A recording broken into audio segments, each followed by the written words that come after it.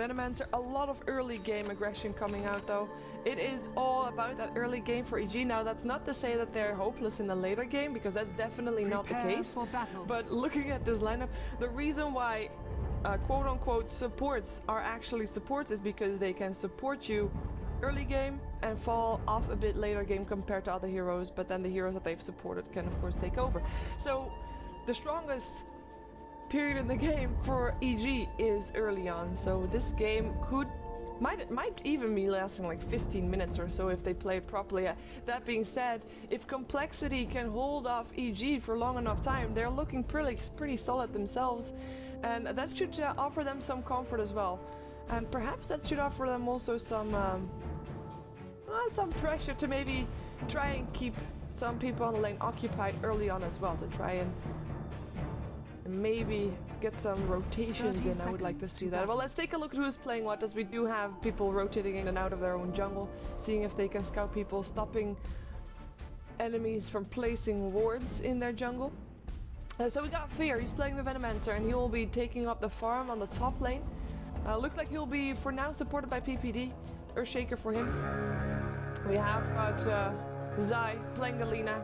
He'll be supporting that as Moon just had to check the Roche bit. You never know, Venomancer is actually very decent. Jakiro is actually a very decent Roche hero as well, because the Liquid Fire actually does slow the attacks of the Roshan down. Jakiro, talking about him, is played by Universe this game, and that means that we've got one left. It is Allison, or, you know, also known as Arteezy, playing the Death Prophet in the middle lane. Now we go to Complexity. In the middle we have got Swindle playing the Razor. On the top lane, it seems to be a dual lane for now, but Freak playing the Lich will of course start by denying... Oh, Haste Rune. Oh, okay. This is perhaps some trouble. Lich of course goes for denying at level 1, but Fisher will block him off, and actually will block PPD off as well. Oh my god, I think he just missed first blood there. If he blocks... Oh, okay. Well, talking about the Alchemist, he'll be on the off lane for now. Limp will probably continue to have the support of the Lich, at least just for denying creeps, making sure that the lane is constantly in his favor. On the bottom lane we have a dual lane going on. Riser playing the Ancient Apparition, already stacking and pulling in the jungle. Has to be careful there, because Universe does hurt with that Liquid Fire there, and he is also able to take some experience. And there's no real lockdown apart from a well, Hoof Stomp coming up from Complexity on the bottom lane. That means that Jakiro should always be safe, because a Centaur should not be able to get in range of a Jakiro if Jakiro spec Dual Breath, which he did at level 2. So Moon Meander playing the Centaur Moon. Centaur Warrunner here as a safe lane. Interesting laning choices, very safe laning choices, and that comes back to what we said earlier, because obviously we want, or at least Complexity wants to have the early game going in their favor. And to do that, safe is the way to go. Play it safe. Make sure that EG is not getting a lane win. They are allowed to play even, but they're not allowed to win a lane. It is actually going really well. We have the mid lane right now fairly even, 7-6 for Swindle, and Arteezy is sitting on 5-2, so slightly ahead of Swindle. It is a lane that will get tougher as time goes by, especially with the arrest. Fisher is going to come out here as well. They're going to try to take this. Tower actually helps out as well. This should be our first blood right here. Indeed it is. Arteezy gets that, just overextension from Swindle, sitting too far off the high ground. And maybe a bit underestimated in the rotation potential of an Earthshaker, who is not typically known for rotating, but you should always expect it if you don't see him on the map. Fisher, of course, like we already mentioned, very long range, long initiation range. As he's already regened up because he got himself a rune. And if he gets another Fisher well placed on this top lane, that might as well result into a kill. So first one already on the board, and I just mentioned that for Complexity they shouldn't really try and lose one of the lanes. I wouldn't say this is instantly a lost lane, but it is very scary to have a first blood happen on Death Prophet on one of the only lanes that I would say was actually in trouble for EG. And it wasn't actually trouble, it was just barely even, slightly on the downside. But with that first blood, everything is back to A-OK for EG. In the meantime, on the bottom lane, we have got, of course, a farming hero. Jakiro is one of those heroes that has a very decent last hit animation. His damage is not all that high, but should be able to get some decent last hits in. And on top of that, he has of course got free harass with the orb attack of liquid fire. Doesn't even cost mana, doesn't even cost anything. So sitting on 11 for 1 with Moon Meander sitting on 14 to 2, very even. And if you consider it's a dual lane versus a solo lane, that is a lane won by EG for sure. And of course this tower will go down very fast if he keeps his liquid fire on the tower. Another rune for the Lich, and he's actually going middle with that. Might be able to make something happen. He's only got level 1 on his blast though. But with the right clicks, it will be risky, especially with the bottle charges just being used again on the Death Prophet. Earthshaker thinking about rotating over as well. They know Lich is missing by this point. Nothing for you. But Lich is not making his way over. It's too risky also for the Razor to rotate in. He's too low on health. He's not gonna try. The meantime on the top lane, Alchemist is getting a gale in the face. Let's see if Zai is in time for the stun. Looks like he is indeed. Not enough nuke damage though, and the stun actually being charged up. That is a fake Lich though, he cannot help. But it's enough to at least force EG back. I say that, but Zai is still looking like he wanted something more. Walking through with acid spray. That's one of the downside of acid spray actually. You don't actually know what level it is until you walk on it. It's a bit scary. Because for all you know, he leveled up his Grievous Greed, well probably not because he's on the offlane, but he might have leveled up his Unstable Concoction instead. But he actually went for Acid Spray, which I really like, and which already, as pointed out, is going to be needed if they do need to turtle this out as long as possible. Oh, the tower. Trouble is real. Lich, again on the rotation. We do have another rotation though. PPD sitting ready to lay down a Fissure and hopefully lock Swindle out of tower range. Put it like this. If you can get that going for him, that would be ideal. Courier will be making his way up top. That would be good to have that done with a bottle. Moon, Trouble, Universe gets a tower, and it looks like he might be getting killed. The stun is done. Universe is getting chased also by the Ancient Apparition. Now he has to run. Cold Feet will not proc, and he still gets a Centaur with the Cold Feet. Dual breath up on Riser as well. He has got one liquid fire before he dies. He will die though, but at least he takes one core with him, and perhaps he takes the Ancient Apparition with him as well. Nope, not him. Not him. Earthshaker in the meantime goes down to the Razor, who got chased down with the static link. PPD not able to run away from that one. So overall, it's a 2-4-1 trade in favor of complexity, bringing the score up to a total of 2-2. Still Ferris farming. He's actually one of the heroes that is doing best on the map. We have the Death Prophet doing second best, and he's actually getting that kill with the Exorcism.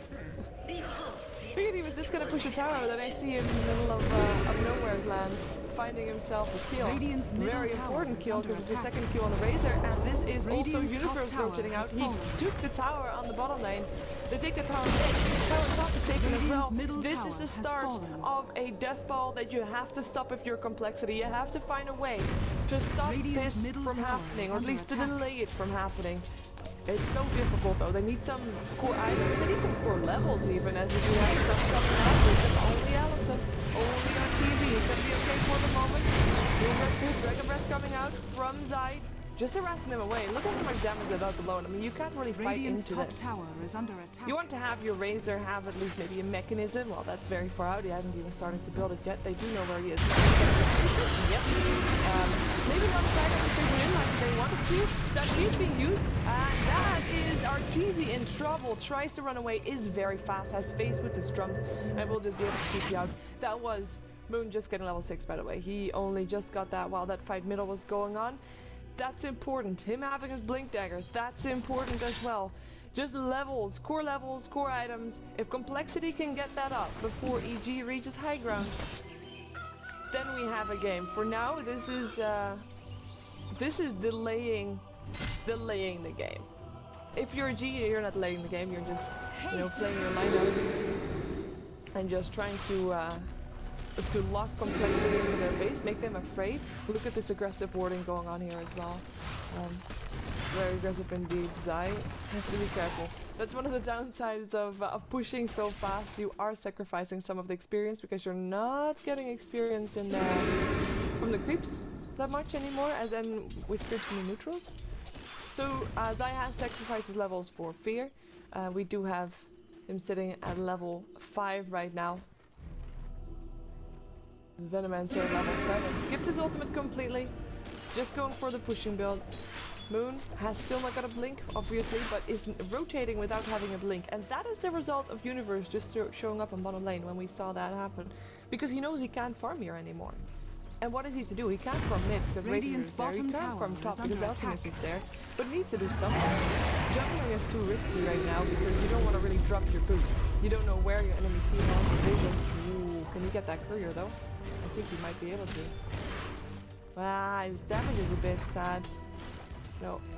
Radiant's bottom tower. Nice pass. Placed up on the lich. Radiant's bottom tower. Just buys time to get the last up on the tower for the Dick Hero. Blink dagger up for Zai. As if he wasn't scary enough. And goes back towards the top lane. I guess, I mean, that's what you have with this type of game. You don't leave your lane until your towers are pushed completely, at least not if you're Fear. Stun being charged up, they want to try and take down Fear. Let's see if they can. Fear is pretty damn tanky though in drugs. And Treads in also comes out with a perfect stun for the integration. Should have take that kill, but Razor is there. Got some extra damage. Looks for Zai as well. Already, oh, the stun, the Dragon Slave, he catches them. And now it's only the Alchemist that's alive. The fish are coming out. Another stun being charged up, and it doesn't matter. Zai got the kill. 3 dead for 1 Venomancer. Worth for sure. Nicely played, perfectly landed stuns, and that is a Nova. He just, like, I was just telling how he specced his, he didn't spec his ult yet because he was going for the big mission here. Wait a second, middle lane has got some issues for the late. Well, at least it was a quick death. You know? That's all that there is to it at that point. Oh. Complexity. If you're complexity now, Radiant's I mean, middle tower has fallen. You know you're in trouble, right? You know you have to delay the game. And you think, okay, there's a Venomancer constantly pushing top. This is our chance. We can take him, we can kill him and get out. And then in comes Alina, but you know, it's just Alina. She was level 6. She went in there. Maybe even level 5. She was level 5, I believe, yeah. So, you know, we can take her too because she's 4. And then no, you can't. It just doesn't work. You need that blink dagger on the centaur. They have that now. Let's see if they can make it work for them. In the meantime, the execution from Arteezy and Fear's wards to help kill off the Roshan. Shouldn't really be any issue. It's the crazy of these guys. That is actually pretty dangerous for Arteezy. He's gonna live because it's only level 1, but it's still pretty easy. He will also take the Aegis. Yeah, he's fine. They can't really jump in. Even though they look like they wanted to. They've got some good wards up themselves, by the way. Nice ward here in mid. Very important. You can't always count on your lane being pushed out there, so you see what's coming into your jungle on this side. You see what's coming into the other side of the jungle on this side. And they have smoked up, blink forward, looking for a stop. Can you find it? Yes, he can. Double edge as well. Fear goes down. Maybe more happening at PGG. What's PPD? He's getting his damage drain when he's fine. He got a big drop. He's okay. In the meantime, in comes Arteezy, looks for a kill, but he's already picked up with a kill at the back end. There goes Arteezy getting the kill as well on the Razor, and his ultimate that gets stunned up and killed off. Laguna Blade even helping out. GG, 12.5 minutes. Well, it's inside, like I said at the start of the game, this game could last for 14 minutes or for 50 minutes and it could be over. Well, I was wrong. It was 12.5. What a game that was. EG secure their place in the LAN finals, ESL New York, with an impressive performance. What a game that was. My name is Shiver. You can follow me on @ShiverGaming. Normally I don't solo cast, by the way. It was just a bit unexpected to be cast in the second game. But thank you for watching. You're watching, of course, ESL 1 New York qualifiers, and this is the American division. There's gonna be a whole bunch more games going on, by the way, for ESL, not on this channel, but on other channels, and I will be able to tell you where, or at least not where, rather, It's all on Join Dota Red.